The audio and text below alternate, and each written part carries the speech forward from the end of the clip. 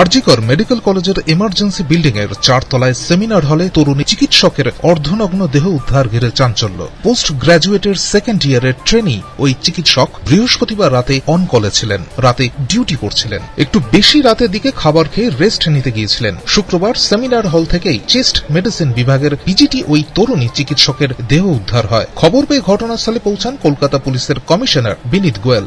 ঘটনাস্থল থেকে নমুনা সংগ্রহ করেছে ফরেনসিক দল। কিভাবে মৃত্যু হয়েছে তা এখনো স্পষ্ট নয়। খবর পেয়ে হাসপাতালে গিয়েছে তরুণীর পরিবার। সহকর্মী ও চিকিৎসকদের একাংশ জানিয়েছে নগ্ন অবস্থায় মিলেছে দেহ, আঘাতের চিহ্নও রয়েছে।